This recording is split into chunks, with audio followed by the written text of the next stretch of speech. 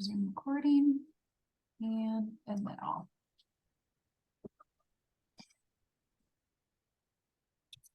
You don't have to be on mute here. Hello, everyone.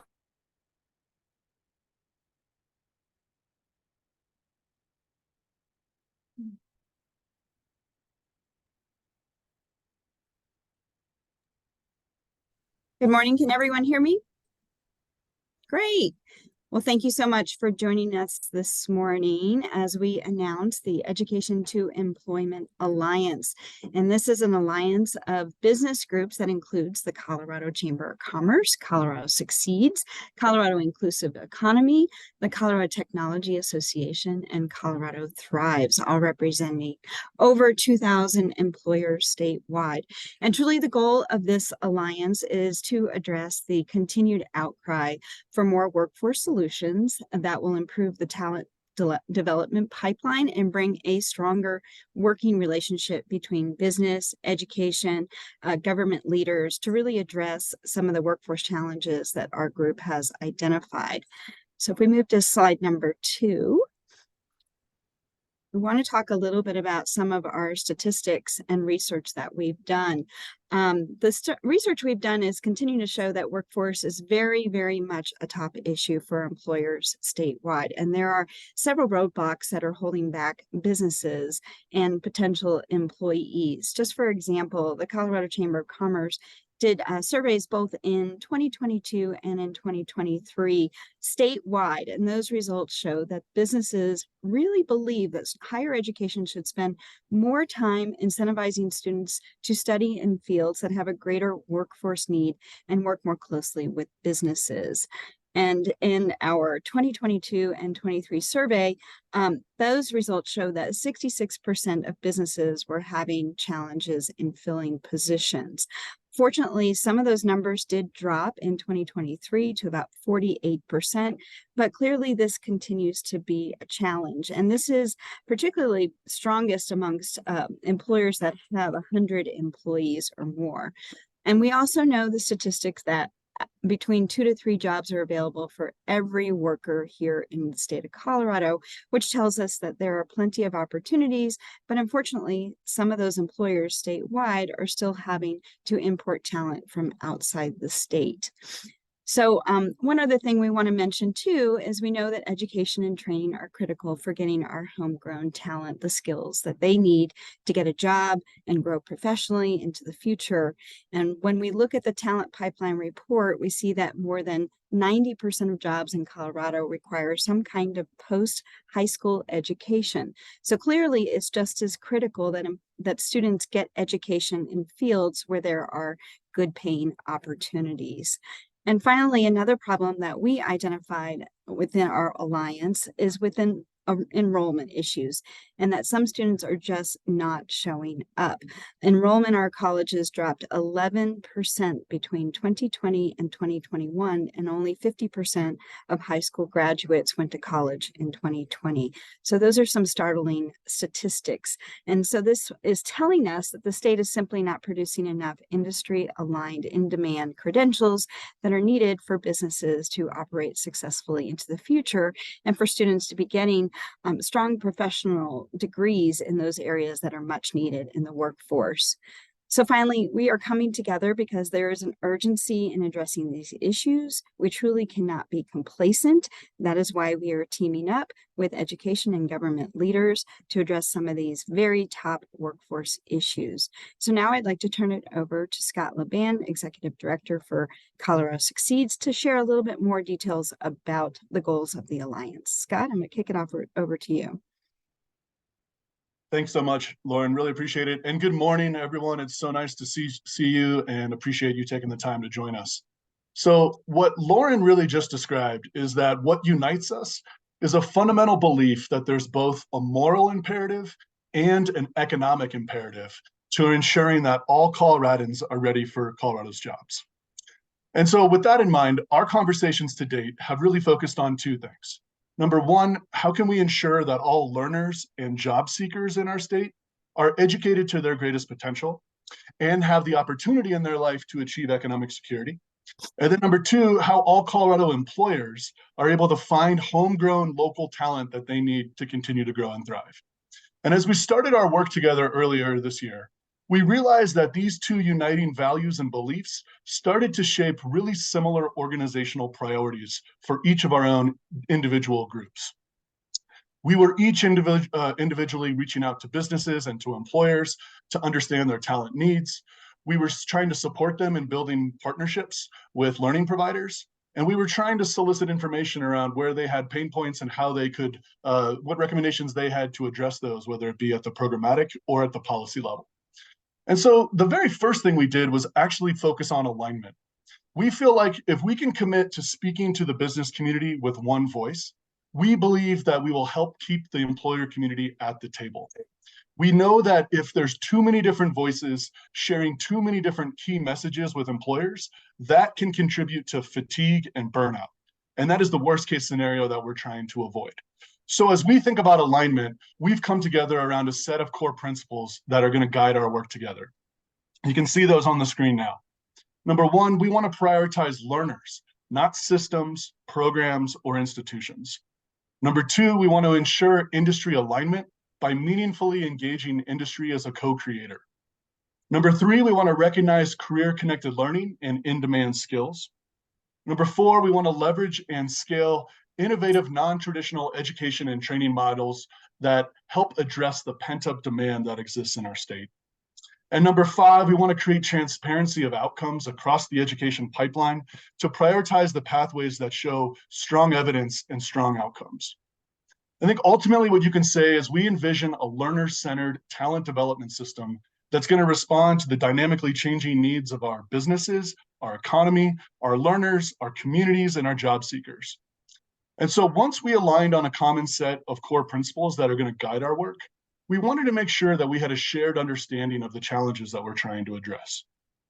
So in addition to the research that Lauren just shared, we collectively worked together to survey employers across the state to understand what were the most significant pain points that they were experiencing and what solutions or recommendations did they have for addressing those. And now we heard a variety of challenges and solutions that are going to require changes to both program and policy. And so as a group, we are focused to continue engaging in conversations with educators, with government officials, with community organizations and nonprofits to bring about these needed changes. And we believe that through our collective networks, we can make it easier and more streamlined for education and government leaders to engage with employers at the state level or at the local level, and to ensure that the partnerships that we're creating are sustainable. Through our partnership efforts to date, we've learned that this cross-organizational collaboration brings significant value to employers, learning providers, and government officials. And so we're committed to continuing the work of the Alliance, and we're going to focus in the three areas that you see here on the slide. Number one, we're going to work to identify and define the most pressing workforce gaps that are going unaddressed in our state. This looks like connecting with businesses across different industries, regions, to document their talent needs and communicate them to partners and stakeholders. Number two, we're going to offer solutions at the systems level and the programmatic level to address those gaps. And for us, this looks like identifying promising practices from exemplars in Colorado, across the country, and across the globe. And then we're going to support connections between and among businesses, business intermediaries, government, and education and training providers. And we, through this work, will make sure that we monitor the progress of the implementation to ensure that our solutions are reaching scale in Colorado, because it's ultimately our goal. And for us, this looks like defining and monitoring progress towards key outcomes, sharing our learning and our successes, encouraging ongoing innovation and business engagement in talent development efforts statewide. So ultimately, what you could say is together, our alliance is going to be a learning network. And we seek to get as smart as we can about what does and what doesn't work, so that we can share those learnings as aggressively and efficiently as we can with stakeholders and partners all across the state. And while our 5 organizations have come together to launch the Alliance, we know that we can't do it alone. We look forward to adding partners who share our core principles and our sense of urgency to create impact in Colorado. So I would be open to inviting any of you who would be interested in learning more about the Alliance and how you might be able to become a part of it, to please email me, and I'm going to put my information in the chat. But with that, I'm going to hand it over to Katie, who's going to take us a little deeper into the conversation. Thank you, Scott. So Lauren did a really nice job of framing out the challenges that our state faces, but I just want to share some additional data to underscore what we are facing as a state. On the next slide, you'll see the outcomes for what happened to Colorado's 2016 high school graduates after they left high school, and how many of those students ended up matriculating and then succeeding in pursuing some type of post-secondary credential. And this is not just bachelor's degrees, this is certificates, it's associate's degrees, it's the whole scale of what is awarded within our post-secondary education system. So you see that 6 years after graduating from high school, that class of 2016, only or fewer than 35% of those students completed a credential. And the gaps are even more persistent when you look at what happened to our fastest growing population, which is our Latino students. Fewer than 20% or 21% of those students actually completed a credential 6 years out. And these gaps are what's driving some of the challenges that our state is facing. And we expect them to get even worse as we see fewer students even choosing to enroll within the system of post-secondary education after they complete high school. So we also need to be thinking about the different types of credentials that are being offered within our system. We know that the state has significant need for middle skill credentials. And on our next slide, you see that we are just not producing those credentials. So at that class of 2016, only 2.4% of students achieved a middle skill credential. So this is a credential that is beyond a high school diploma, but it is not beyond the bachelor's degree. And if you look at where we are as a state, based on data from the Lumina Foundation, only 15% of our population falls into that middle skill credential space. And that middle skill credential space is not just important for our employers, it's also important for creating new pathways into higher level credentials. So we know, looking at the data, that in the long run, though the industry is demanding many middle skill credentials, for the individual, the longest return on investment is by getting to a bachelor's degree. But because we have so many few people pursuing education to begin with, that middle skills credential becomes the initial pathway to the higher level credential. And so our state has to both make sure that we are putting people into that credential space, and then also creating pathways up the ladder so that they can pursue a bachelor's degree later on in their career.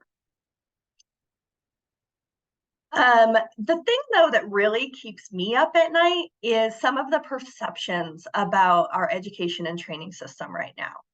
So in 2023, Gallup did a poll that showed that just 36% of Americans had high confidence levels in our higher education system.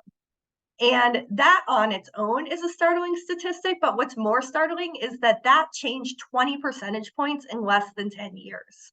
And so there is a quickly eroding confidence in the education and training system that is so essential to making sure that we have the skills matches that we need to drive our economy in the state and in our nation. And so I really worry about that piece of data. I think it's one of the reasons that we are starting to see Colorado high school students walk away from enrolling in post-secondary education, because that matriculation rate that Lauren talked about before, that only 50% of high school students went on to go to higher education, that also declined very rapidly between between 2019 and 2021. And we thought after COVID we might see a bump in that number, and actually have not seen a bump in that number. And I think that there are reasons why students are leaving the system. There has been recent analysis that shows that some colleges are actually not providing that economic security that they used to be able to provide. I think the national estimates show that a full 1/3 of our nation's colleges actually leave students worse off after they complete their credential. than the average high school graduate. So what is happening for too many individuals is that they are going into our education and training system, they're paying higher costs, and then they're not receiving the benefit of those credentials when they leave. A lot of times that's because there's a mismatch between the credentials individuals are pursuing and where our actual needs are. And then other times it has to do with program quality and making sure that students are actually going in and completing, and that there are relationships with employers coming out of those programs. So it's a complex challenge.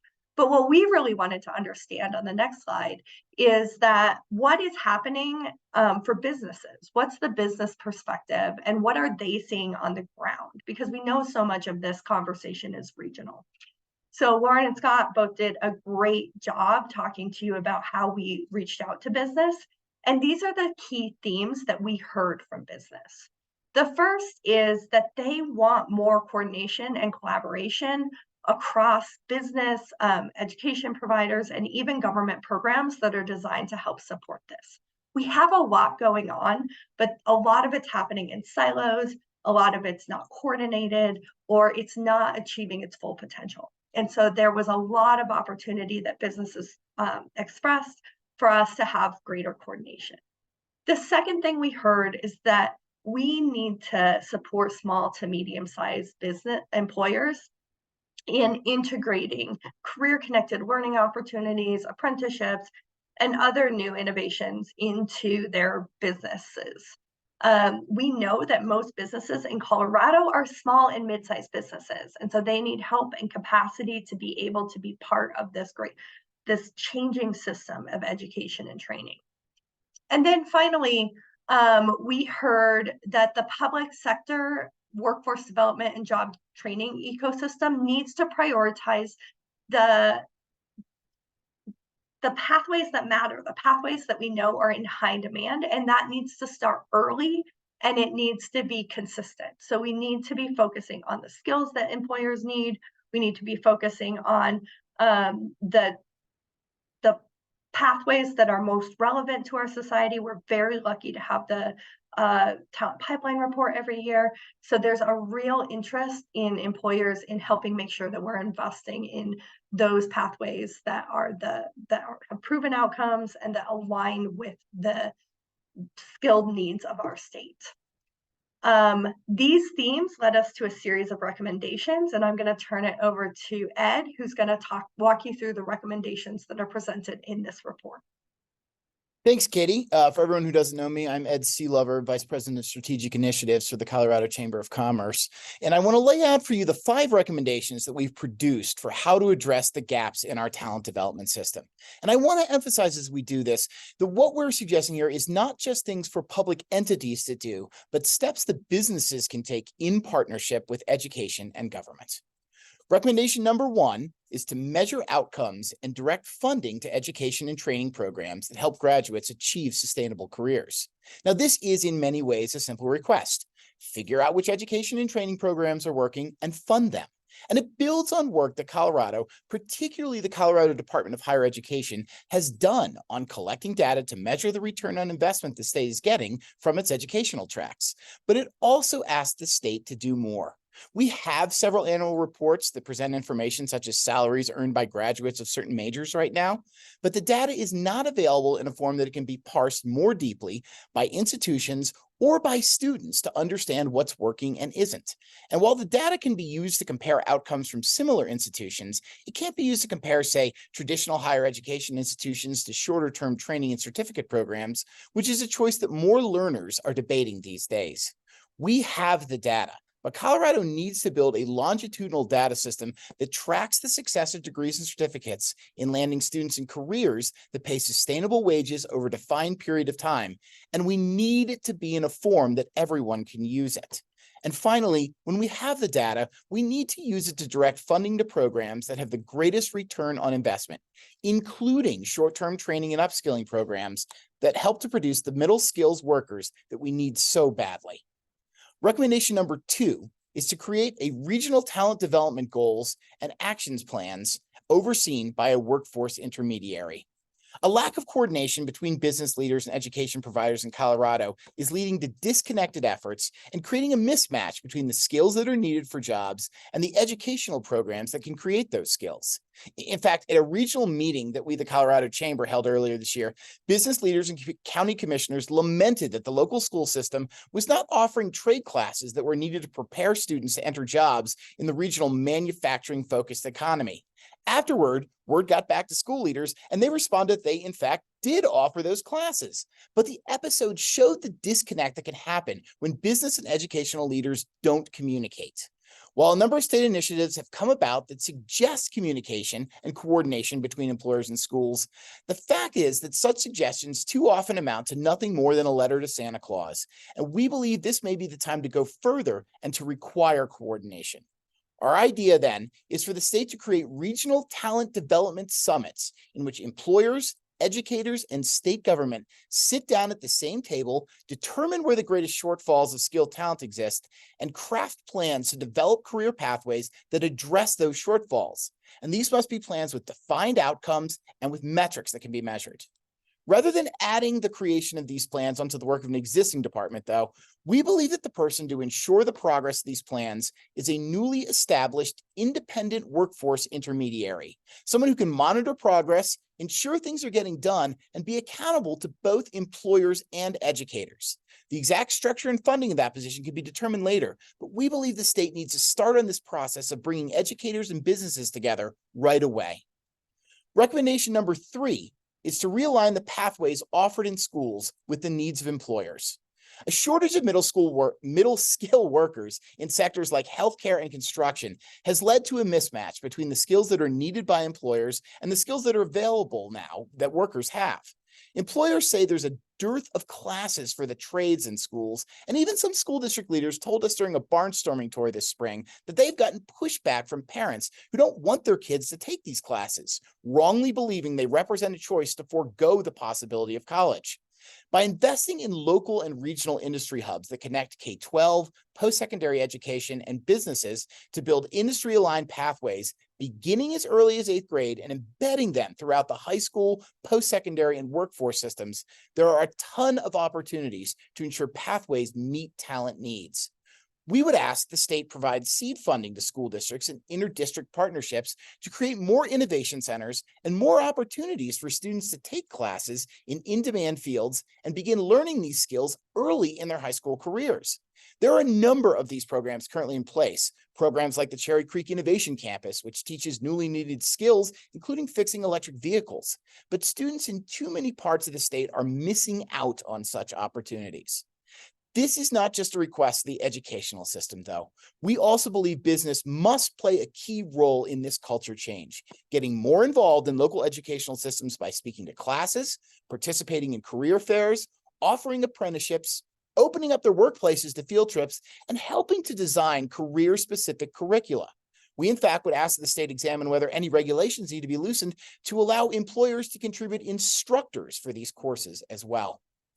Our 4th recommendation is to streamline and incentivize employer participation in career-connected learning opportunities. As Katie mentioned, employers say they are interested in offering internships and apprenticeships, but too many small and medium-sized employers don't have the resources to offer these programs, whether that's in terms of the finances they need or the human resources needed to recruit and oversee apprentices and interns.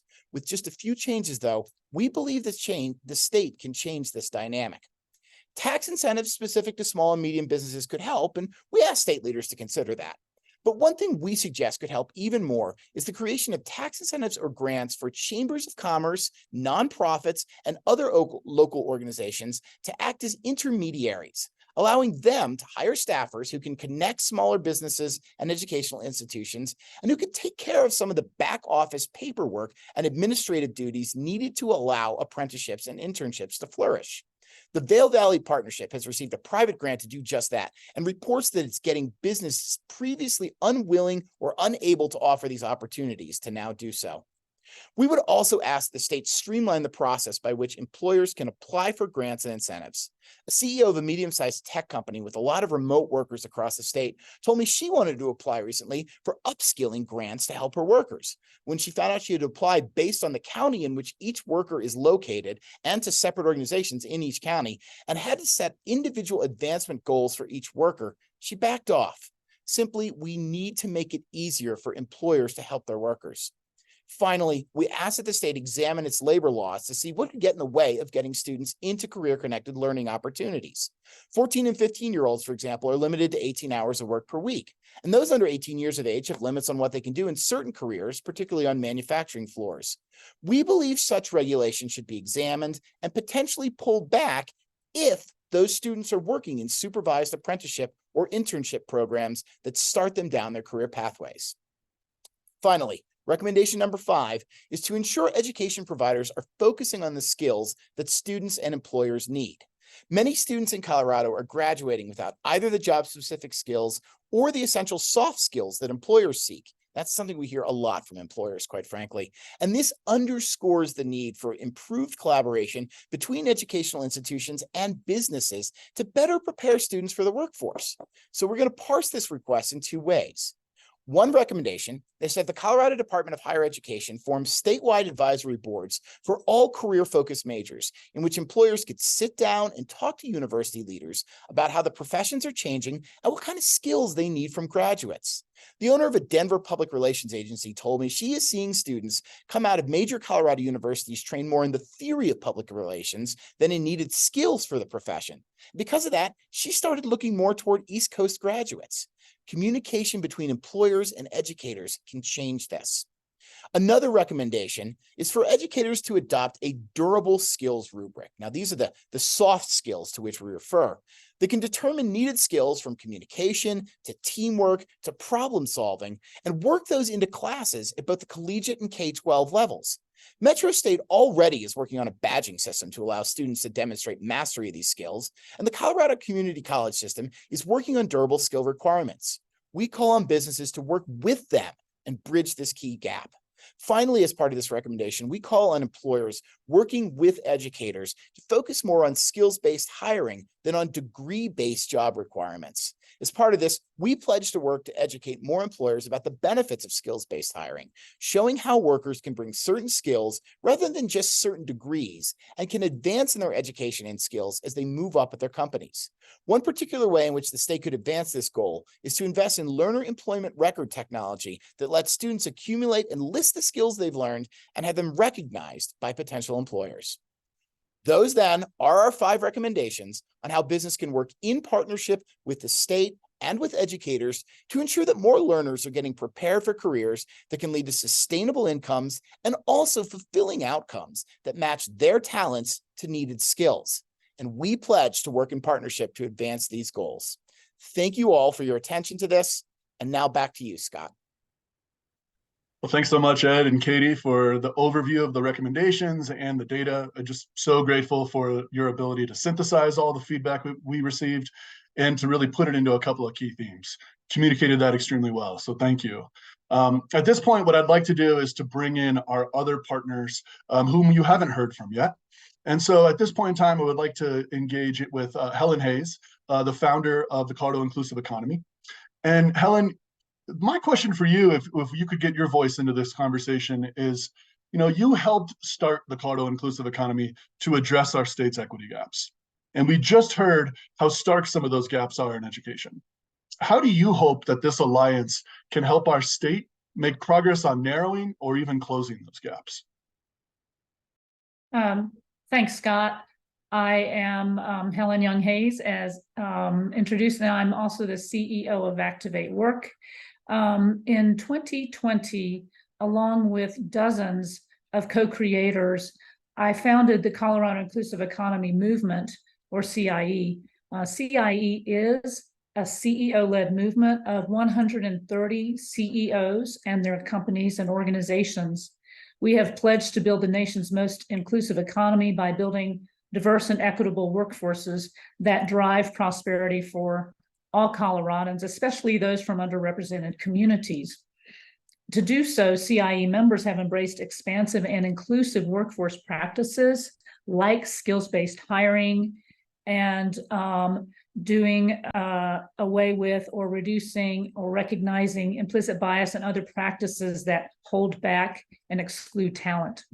The Education to Employment Alliance has the potential to align very well with CIE's goals to build a more inclusive skilled workforce by closing education gaps and providing access to education as well as mid-skill training through more short-term credentials. We need to provide individuals with the critical mid-level skills that our employer partners and our members are asking for. And also, we need to provide more Coloradans with the opportunity to access life-transforming skills. So the proposals outlined today by the E2E Alliance really support and extend the work of the Colorado Inclusive Economy movement. Thanks so much, Helen. Thanks, Helen. Great points. Thanks, Scott. I want to direct our next question to Erin Trapp, who is the Executive Director of Colorado Thrives. Erin, thanks for being with us this morning and being part of this alliance. I know that your organization is comprised of CEOs that are very committed to economic mobility and growth in Colorado. And you've steered some initiatives that have pushed education and workforce to explore some very new models. So tell us why the alliance is so important to continue to push that effort and approach workforce solutions in our state. Thank you for that introduction, and thanks for allowing us to be a part of this really important effort. As you mentioned, Colorado Thrives works to advance economic mobility for all Coloradans, and we do that through inclusive growth and innovation. And we certainly can't do it without looking at the kinds of gaps and dynamics that you outlined in the report. So, as you mentioned, we're led by a group of 18 current and former CEOs and philanthropists who represent some of the largest companies in Colorado and who are all committed to collectively leverage their voices, their platforms, their talent and resources to help Coloradans thrive for the long term. What we've seen is that the employer voice in conversations around education really need to be amplified. So we're very excited about the recommendations from the report that we're featuring here today. One consistent theme we hear from employers represented in Thrives is that there are many, many new training solutions, so numerous, without any sense or understanding of which ones are the best ones, which ones are matched for them. And, Ed, you pointed out sometimes we're not even aware of what's out there. So we're very aware of the fact that there are many solutions, not all of them good, they're not integrated, and more coordination work like the kind that you've described, where we require intermediaries from the state of Colorado to be helping with that would be very welcome. Going forward, Colorado Thrives will be looking at how we can create action based on the goals that are outlined in the report, like aligning funding and outcomes. For us, there's really no more important way to ensure economic mobility for all Coloradans than ensure that everyone has the opportunity to better themselves through a high quality career to change the future for their own families. So we're very grateful to be at the table, but very much looking forward to next steps, because this is really only the first start of making sure that employers have a strong voice in ensuring economic mobility for all Coloradans. Thank you, Erin. I think we're going to turn it back over to Scott. Thanks so much, Erin. Thanks, Lauren. At this time, I'd like to welcome into the conversation Franny. Franny, you represent the Colorado Technology Association, and I know that a key part of what you do is to help make sure that our state has the tech talent that we need. So could you share a little bit about why this alliance is an important part of ensuring that high-need sectors like tech can address their workforce needs? Yeah, let me start by saying what tech contributes to our economy. Tech-related industries represent about 18% of our economy and 9% of our employment. When you look at the employment in those job descriptions that are tech-related, they tend to pay twice as much as our average salary. And so I think it's incredibly important that we have access to the knowledge, our learners have access to the knowledge that is required to thrive in this part of the economy that actually has tendrils out into all sectors. So when I look at doing the workforce, work over the last few years, we do have areas where we're coming together and collaborating, but there's a tremendous amount of silos. And I think you break down silos by looking at the big issues and identifying what direction we need to go, and not be looking at what an individual organization is interested in. So collaboration is incredibly important for us to do things efficiently. We've got some slides that Katie and Ed shared that were disturbing as far as people not having access to good jobs. And so we are here from a Colorado Technology Association to really improve the efficiencies of getting talent in good jobs with a great pathway for a career. Thanks so much, Franny. And let me just ask a quick follow-up question. I know that you've recently announced your retirement from the Colorado Technology Association, so congratulations on that. But could you speak a little bit about your board's commitment to the Education to Employment Alliance and this work in an ongoing way once your successor is named? Well, my successor has not been named, and I'm not retiring, Scott. This is a pivot, and I don't know what that means yet, but kind of to the point of talent in the economy, I kind of look at retirement as we want to make sure that we don't squander resources. So to move forward, we will be announcing who my successor is, but the organization itself is committed to continuing the work in this area. What I will say is, our objective at Colorado Technology Association, our mission is to ensure that we've got a thriving tech center economy in Colorado, because it's so important to every Coloradoan. Having said that, I think that it is important. I'm sorry, my dog is screaming. I think it's important that we have access. And so it is the gating factor to growth in our industry and all industries to not have a robust talent pipeline in tech. And so, it is right in alignment with our mission. Thank you so much. Appreciate all your leadership and all your work, Franny. At this point in time, I would just say be happy to drop the slides, and we'll bring up all of the people on the chat here this morning. What we would like to do is open it up to questions from anyone in the audience who would like to engage in this conversation. Additionally, I've received a couple of direct chats about making the slides available and the information here this morning, and I just wanted to reassure you that yes, the report will be made available, as will the slides and a recording of this conversation here this morning. So you will be getting all of that very soon. But until then, if you could use the raise hand feature, that would help us, I think, narrow in on individuals who might have questions so that we can make sure that we engage with you.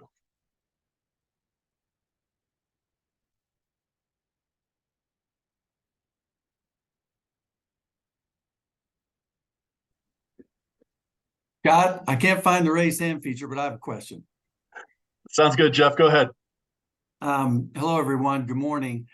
So relatively new to my new role at AGC, but been thinking about this issue, as you know, for a long, long time. There's two things that really popped out to me in the conversation this morning. And thank you, first of all, to all of you for your contributions. And I look forward to partnering in this in whatever capacity that AGC can provide and from my experience. But two things that really stuck out. One is the intermediaries. And Scott, you and I have talked about this, and this is really a crucial part in this process. So I'm curious as to, have you thought about some of the kind of the criteria, some of the, as we think about doing a kind of an asset inventory map of what intermediaries are actually doing some really great work.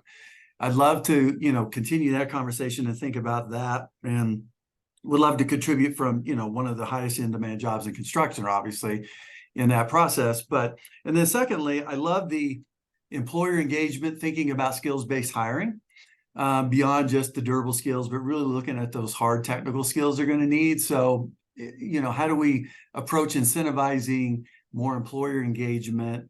You know, there's grants, there's other incentives, potentially tax credits, but I think this is a key piece because in my work, a lot of employers are still hiring from some of those traditional avenues, right? Where they don't need a 4-year degree for an entry-level job. So those are two things that, you know, haven't read the whole report yet, but really strike me as important work. Yeah, thanks for that, Jeff. I really appreciate it. I want to flag my colleague, Ben. I'm going to ask you to come in and answer this question here. But first off, what I'm thinking about is your exact point around we need to understand what is happening currently in the field. And the criteria that we would use, I think, is something that Ben can really speak to. He's recently been through the Talent Pipeline Management Protocol through the US Chamber of Commerce, and they bring a lot of information forward around what it looks like for demand planning and so on and so forth. And so, Ben, I was wondering if you were to be able to chime in here around what do you see in terms of some of the best intermediaries around either Colorado or the country and how they're actually identifying gaps and needs and communicating those in effective ways with learning providers? Yeah, absolutely. Jeff, I appreciate your observations, and I think you're right. I think there are a lot of really talented folks doing work in the convening and intermediary space, supporting workforce needs in Colorado. Some folks that I've worked with in Northern Colorado, doing a lot of wonderful sector partnership work that's connected to Colorado Workforce Development Council. I know the Jeffco region is doing a lot of work as well. And some of those folks have adopted talent pipeline management as a methodology and a toolkit that really kind of works on short-term demand planning and really granular data that employers are able to provide directly. And I think that's sort of a key distinction from the work I've been able to overlap with in Jefferson County, and Cami and Kylie are doing wonderful work at the Arvada Chamber through sector partnerships and partnering with CWDC. And what we're noticing is that those are bright spots, and we'd love to see other regions have access to that level of granular data, toolkit, methodologies, and just be able to scale that across small and medium-sized businesses in all parts of the state. To just sort of expand out that level of analyzing talent flows and continuous improvement. So I'll stop there, but yeah, there's some bright spots. We would love to see it expand and sort of permeate more regions of the state. And Ed and Katie, anything you want to add there? Yeah, I do. Jeff, you make a good point about how do we incentivize employers to be involved in this. I think in talking to employers, one of the things we learned is many just don't even know how to get involved. That's why we're promoting in this report and recommending several structured ways to do it, from the regional talent development summits to these career-focused advisory groups with universities. We think the opportunity is there for employers to get involved just by offering these. We hope that so many employers are talking right now about their needs in the workforce system and how they want to work with education to make sure they're getting the kind of talent that they could use. We hope that just offering these opportunities and having the structure where they know how to step in and communicate with education is going to be the incentive to get them involved. Very good. Thank you. I see a hand raised from Noel Ginsberg. Noel. Hi, Scott. Thanks. So I have a couple of questions related to the core principles where we prioritize learners, not systems, structures, and institutions. And my question is in two parts. Clearly, we need to prioritize the learners.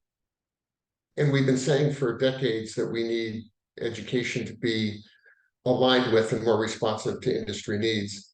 At the same time, I think part of what I see emerging in Colorado and across the country is that actually business has to be at the center of this, along with the learners. And if we don't articulate that in our core principles, in some ways, to me, it could shift attention not to where the responsibility we have as employers. And it's not just to advise the system on what we need, it's actually to extend our businesses as part of the learning process. So that's part one. And then so I'm wondering if there's some flexibility around the core principles in that sense. And then second, I think without prioritizing the system, government, education, business, intermediaries, how we all play together, that actually is important. as well. So I'm wondering, in the crafting of these, is there a reason those pieces aren't included as being central and important? Yeah, thanks, Noel. I would say they are central and important, but they are sequential. And so for us, we really feel like the number one priority is the needs of the learner, and that we should build a system that is responsive to those needs.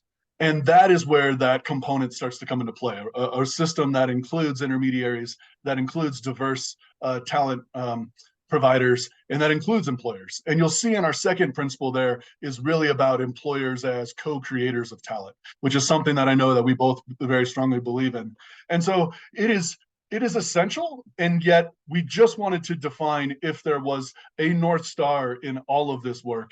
It is putting the learner at the center and building all of the support structures around that learner, because we know that what's good for the learner is ultimately going to be good for businesses, our economy, and our communities. And so it's a both and. They're in there. And I think it's just a matter of the level of prioritization in terms of timing and where the starting point is. Welcome any of my colleagues who might want to jump in here too. Yeah, Noel, I appreciate the question, because I too have had the same question, and I kind of look at it as I simplify everything. There's a learner that is a potential employee, and there's an employer. And so we need to meet the needs of the employer in order for that learner to be successful. And that learner needs to be successful to have the skills, whether it's durable or technical skills, in order to be functioning in a employer's environment. So I struggle with it. It's almost chicken or egg for me. On the other question on structure or education and government structures, I agree that is part of the big ecosystem. But for me, it goes back to learner and employer. And I'm going to speak in rough draft, and I'm probably going to offend somebody. Everybody else in this process is either noise or enablers. And that's what we need to look at. Are we going to be enablers to make that a functional relationship, or are we going to be noise? And I'll just add very briefly, I couldn't agree more. No, we talked a lot about this, actually. I think implicit in another of the report's recommendations is one of the dynamics that you are pointing to, and that's the alignment of funding and incentives, right? I mean, if learners and employers are going to be aligned, the education system needs to have the right incentives in place. And if we can make that happen, frankly, and the only way we're going to make that happen is by making these types of things business-led, then we will be serving our learners much, much better than we are now. And I think the confidence in the system can only improve, right? I mean, that is a truly shocking statistic. I think fundamental to the announcement of this alliance is the need to put business at the center of these conversations. And I think that that's fundamental to what we are doing here. Yeah, that's right, Katie. And I think it's a lot of just this, how do we align and how do we create, this unified message so that it is consistent and coherent, and it is identifying the key gaps, the key opportunities, and the strategies that we can utilize to address those.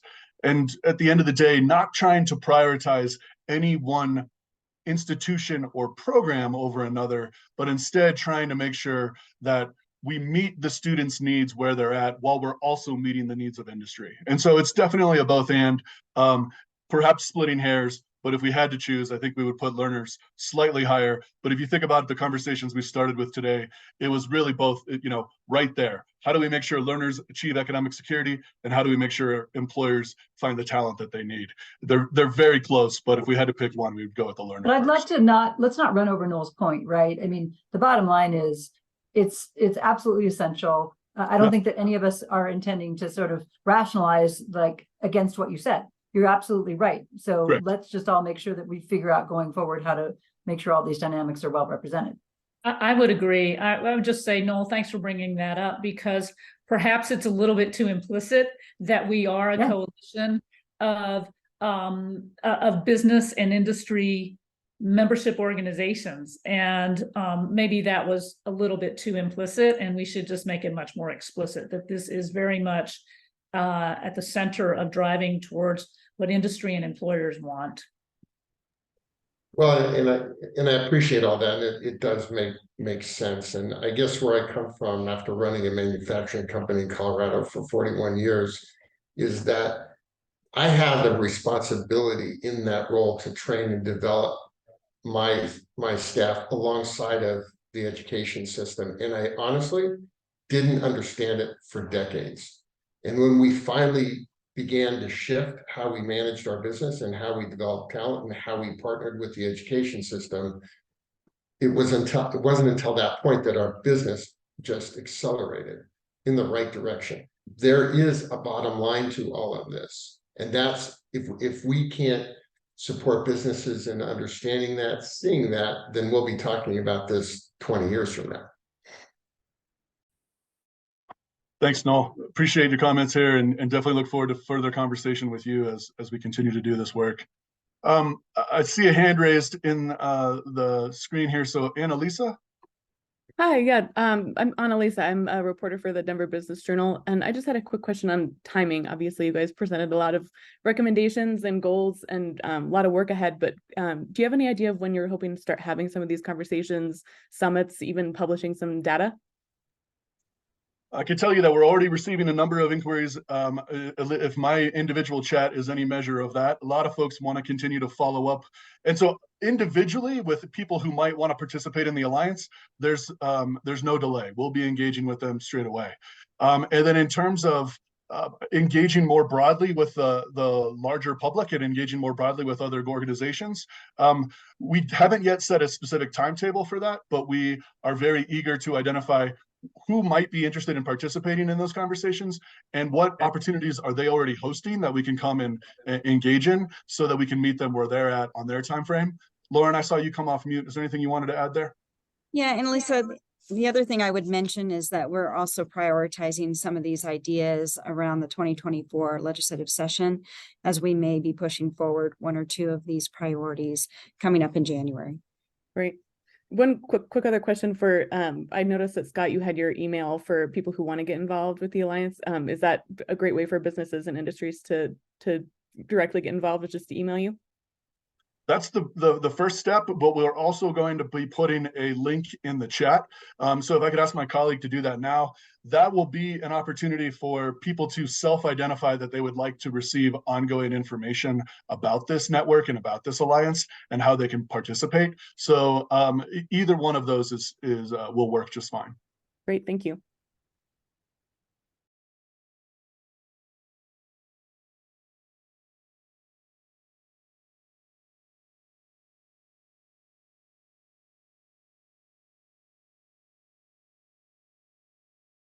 I think Chris from the Basalt Chamber had a question.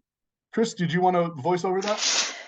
Yes, I had a question. It was sort of answered in the chat, but as we're looking at the data that was presented in the report, there was a large focus on post-secondary education, particularly higher education, and as well as certificates. I just want to make sure we're also tracking just employment after high school and ideally looking at the trades and recognizing that there may not be a certificate or a degree tied to that, but if they are employed in the trade, say in our area, construction is a very large industry, that is being tracked and seen as a success, and recognizing that many of our students may not want to go to a path that involves college, at least within the first 6 years after high school. So in terms of measuring that we're making progress, I want to make sure we have those initial benchmarks before we start. I think that that's a really important point, Chris, and I think that that is a fundamental hope that we have that first recommendation could help address. The data are out there about what's happening to students when they leave the system, but they're not necessarily analyzed or available for us to understand. And so understanding what are the pathways beyond post-secondary that are working for our students, and what are the wage outcomes for all kinds of programs, whether they be apprenticeship programs, workforce programs, or post-secondary programs that people are realizing. Fiona, it looks like you had a question. Did you want to voice over that one?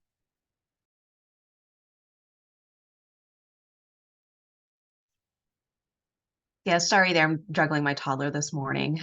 So this is Fiona from the Colorado Community College System. And of course, I took note of the slide that said that there's a requirement for our system to connect with employers and industry, which we definitely do for all of our CTE programs.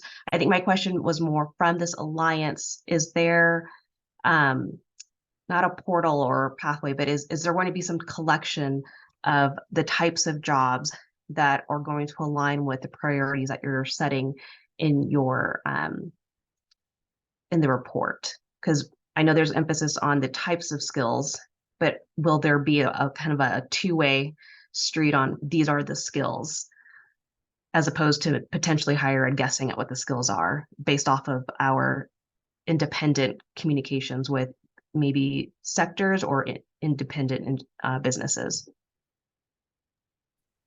Yeah, I will. I'll jump in there, Fiona. Thank you for the question. And certainly, I think one of the things we don't want as a business community is higher ed guessing what we need.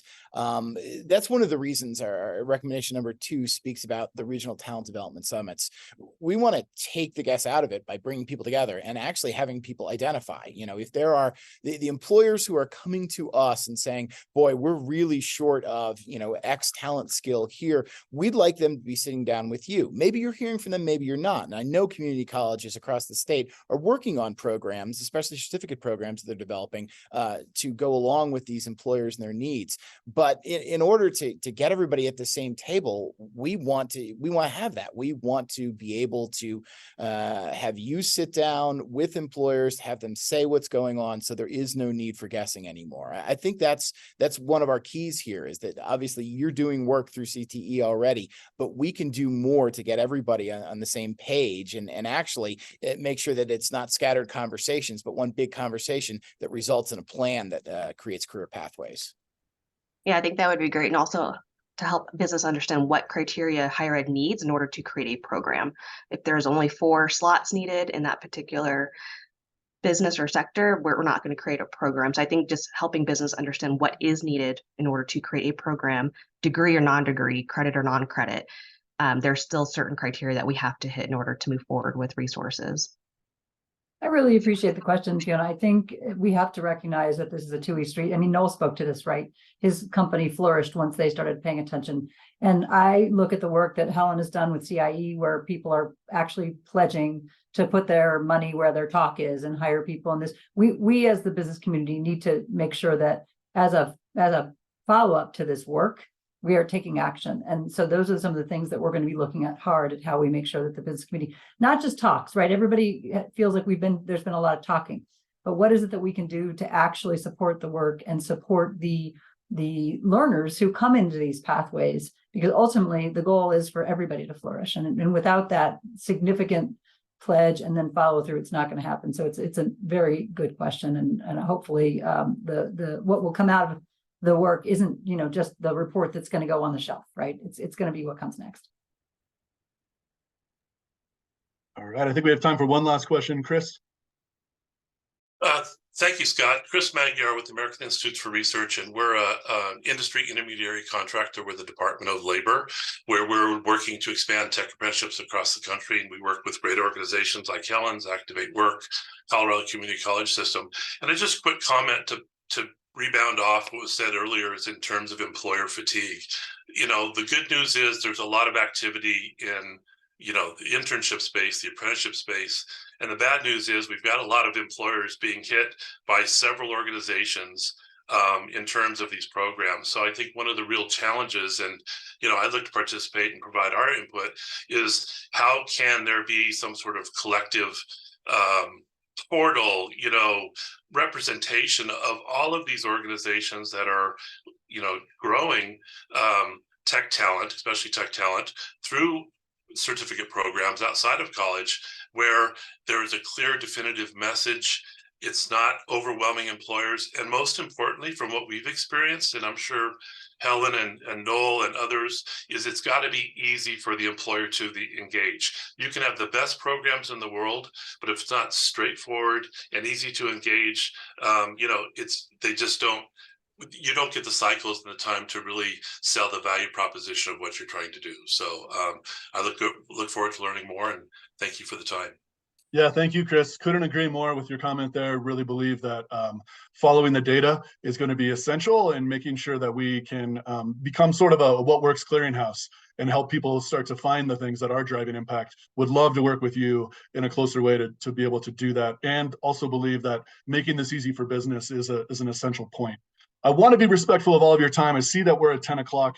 And so if I could, I just want to go ahead and thank my colleagues who are here on the screen, who are also involved in this alliance. Just so grateful for your leadership and the opportunity to work with you. This is an exciting day, and we look forward to all the fun and exciting and difficult work ahead. To all of you who took time out of your busy day to join us today, thank you. And we look forward to continuing to engage in this conversation with you. Please be in touch with us, whether it be again through that link in the chat or my email, to let us know how you would like to participate and how we can continue this conversation. And then lastly, for those of you who are not yet aware, be sure to check out Ed's reporting in The Sum and Substance, which is where you can find the latest on what's happening in workforce development. Thank you all very much. I hope you have a great rest of your day, a great rest of your week, and we'll look forward to staying in touch.